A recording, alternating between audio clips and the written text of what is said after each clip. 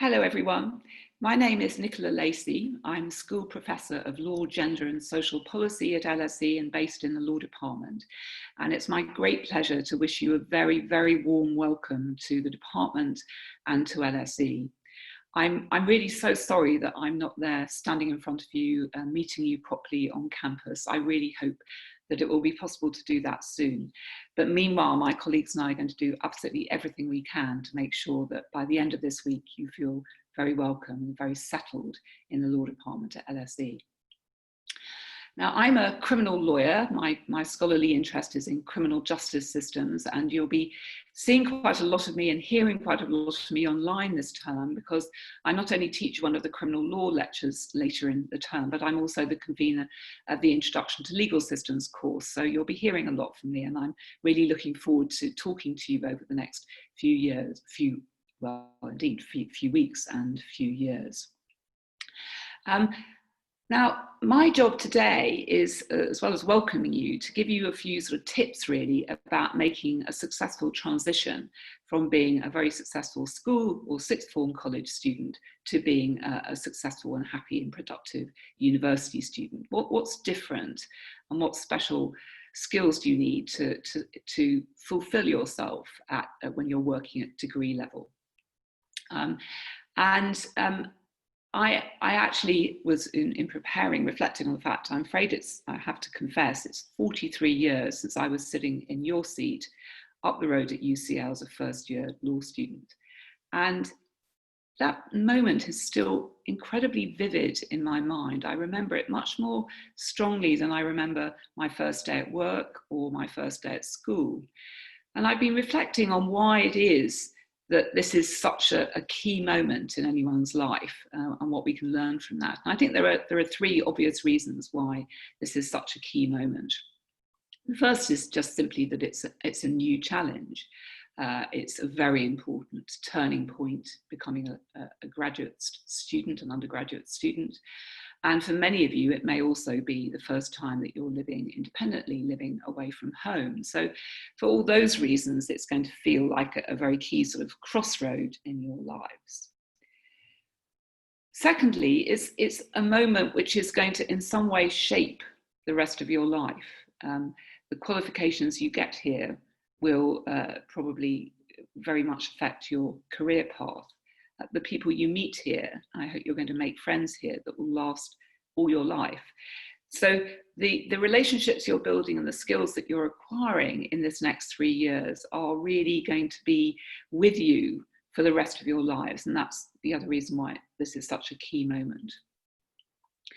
But of course, it's also a key moment in your academic study. And that's really the point I want to talk about most, is this is a transition to a new sort of level and way of working. Now, you have all been high achievers at school. You're all very talented and motivated and well-organized and hardworking people, because otherwise you wouldn't be sitting here today as a law student at one of the country's top institutions with a very top law department. You've all worked very hard to get here and you're all very talented. That goes without saying. I'm sure you've also had very talented peers at school and at college. But this is a step up. This is a step up because everyone in your year, all of you sitting here today, are in a new, you're all extremely motivated, you're all extremely talented. So you're working in a whole cohort of people just as motivated, talented and ambitious as you are. And that's a step up, that's a step up, and we need to prepare you for it. And I'm going to, as I say, give you a few tips on how to make that transition comfortably and be able to fulfill yourselves and enjoy yourselves, equally importantly, while you're here. Now, of course, a new challenge like this is always fun, it's always exhilarating, it's energizing. But then there are always days that we're all human, we have days when we feel a bit more down, or a challenge can feel a bit more like an intimidating thing, or we feel we can't rise to the challenge. And that can certainly happen, I think, when you're in classes, perhaps in lectures too, but particularly in classes, you can be sitting there. And I remember this experience very vividly from my own student days. where it just seems to you as though everybody else is cleverer than you are or more articulate than you are, and you are having trouble following a point that another student or the teacher has made, and you would like to ask about it because you're a bit unclear, but you feel worried that you're going to make a fool of yourself. You don't want to speak up because you don't want to be thought to be not excelling. Now, I'm going to let you into a secret here. If you are having difficulty understanding a point at issue in a class discussion, it is overwhelmingly likely that you are not the only person in the room having that difficulty. And it follows that if you take your courage in both hands and ask your question, you are doing not only yourself, but your peers a favour. You are helping all those other people who are sitting there thinking, I'd really like to ask about this, but I'm not sure I can because I don't want to appear foolish. Please, please, this is probably the most important piece of advice I will give you in this little talk. Speak up, ask. Don't be shy, don't be afraid. Don't think that your teachers or your peers will think you're foolish for asking questions. Asking questions is a key skill of any student. Your teachers are only human. Sometimes we don't always make things as clear as we aspire to. Ask us, that's what we're here for. We like explaining things. It's our profession. So please use us and don't ever feel embarrassed. And remember that if you speak up, you are helping not only yourself, building your own skills, but you're probably helping about a third of your classmates. Now, also relating to that inevitable potential for feelings of insecurity, do remember this. I'm sure many people will remind you of this week, but we do not rank students, nor do we ration particular classes of degree. There is no quota of how many first class or upper second class degrees we give. We simply apply an absolute standard. And so it follows that really the only person you have to compete with is yourself. You just have to try and do your best. You have to fulfill your potential, and we will then assess how well you've done. But you are not competing with your peers. This is not a competition. It's about helping you to fulfill yourself. Remember too that you will of course make some really lasting friendships here. I personally have a whole number of friends who I made at university who are still very close people in my life, and that's a wonderful thing. And particularly during this 3 years when you're students together, your friends will be your support network. You'll also learn a lot from them. You'll probably learn as much, if not more, from your peers and your friends than you will from my colleagues and me. So I really encourage you to invest in those friendships, to build them, nurture them, and cherish them, because they're going to be with you hopefully for many, many years to come, as well as being very important in these 3 years ahead. Now, I won't disguise from you the fact that at times your course will feel very intense. Anything which is worth doing in life, which is building your skills, is sometimes going to feel challenging and intense. But we also, I want to remind you, understand that just because you're doing a very demanding course doesn't mean that the rest of your lives aren't also going on. You're going to be with us for 3 years. And during 3 years, it's quite a long time, lots of other things are going to be going on in your lives. And a good proportion of you are going to have to confront other sorts of problems. It might be health problems or family problems or financial problems or accommodation problems. That's life. We all have to face these things, and we have to find ways of juggling, managing them with our work. And I just want to assure you that we're here to help you do that. I know that my colleagues, Mega and Sarah and Andy, are going to be giving you really clear information and advice on all the support services available at LSE, both in the department and in the broader school. But it really is important. Again, the message is, don't ever be embarrassed to ask for help. We all need help at some point in our lives. Over the next 3 years, there will be times at which you will need some support going beyond your academic work. We are here to help. If it's not our job, we know who to refer you to. Don't ever be shy to speak up. Now, in managing all the sort of inevitable stresses of life, there are some techniques, some basic techniques that we can all use to help. And one of the most important ones for you will be to learn to take things at a steady pace. First of all, I'd encourage you not to feel too much pressure to take on loads of extra things in the first year. This first year is demanding because you are having to learn a new language, a new grammar, new methods of study, both because it's a new subject for you and because of moving up to degree level work. And that really should be your priority. I know people get very concerned about their careers and they feel they should go to every careers event or be applying for vacation placement schemes and so on. All that in good time. This year, the most important thing is to build your study skills, to build your understanding, your ability to study law effectively, to get into good working routines, and to adjust to a different style of education and hopefully come out with good grades at the end. Those things, those skills, those techniques, those good grades are the things that are really going to stand you in good stead in the longer term. So don't feel you have to go to every careers session.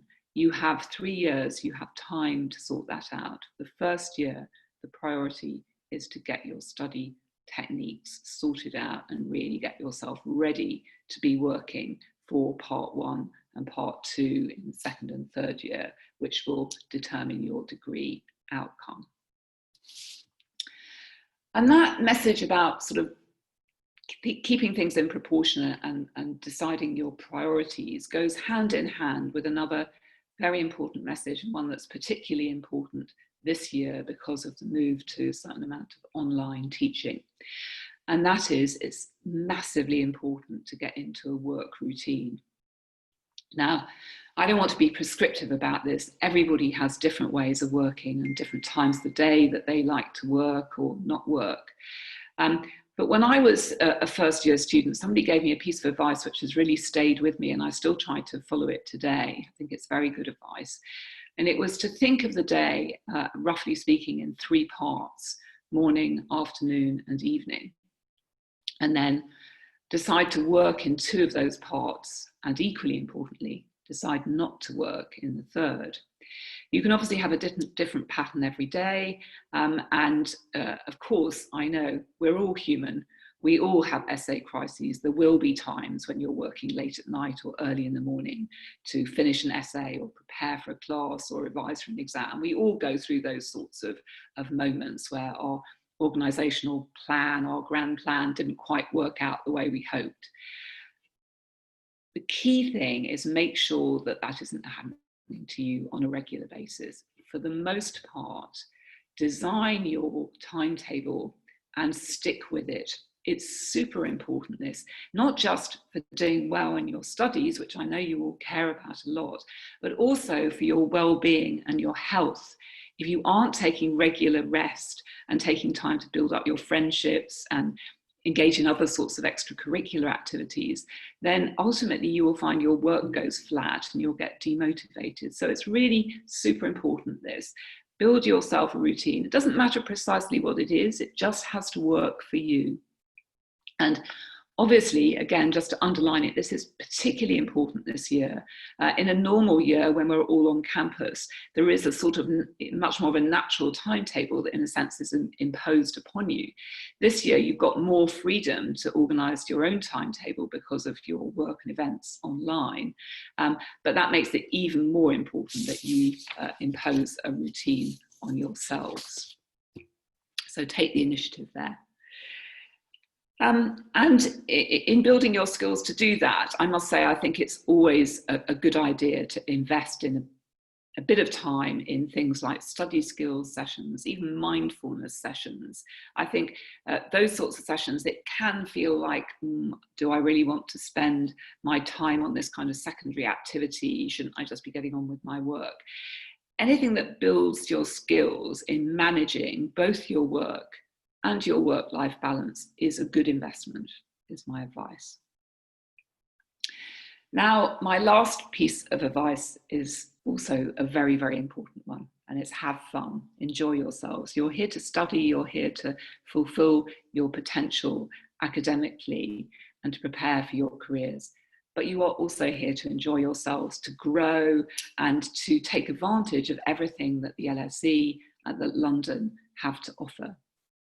The LSE, as you know, has an absolutely marvellous series of public events. They're all online now, so it's very easy for you to participate in them.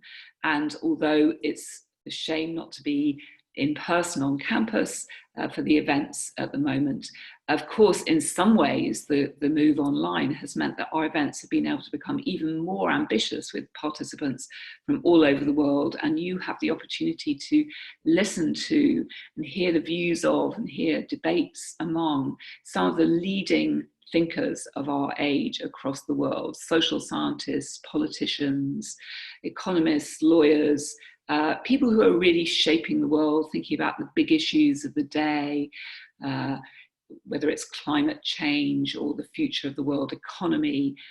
These are all things that you can learn about. So please do take advantage of the events, not just in law, but more generally. It really is a marvellously rich programme at LSE. But also just enjoy London. I think one of the most enjoyable things you can do, particularly before the winter really sets in, is to walk around the campus. And just all around LSE are beautiful buildings, historic bits of London. There's so much to be learned and enjoyed just by taking a good walk in the relatively fresh air of London. But also within a stone's throw of LSE, very, very easy walking distance, you have some of the world's most wonderful museums and galleries, as well as, of course, once they start opening up again, theatres and other cultural facilities. Literally 2 minutes from the new academic building where the law department is, you have the Sir John Soane Museum, which was recently most beautifully renovated. Within at most 10 minutes walk, you have the British Museum, the National Gallery, the National Portrait Gallery, and then just slightly further, the South Bank, Tate Modern, which many of you will be living near. All these amazing facilities are now opening up again. Many of them are free. They have systems of social distancing and hygiene and so on. So I really hope that you will have the opportunity to enjoy the amazingly rich cultural resources that this great city has to offer. And of course, last but not least, do enjoy the LB and Law Society events, which are also there to help you get to know each other and really flourish. So just to sum up, very, very welcome, very, very warm welcome to you all. I hope you're enjoying Welcome Week.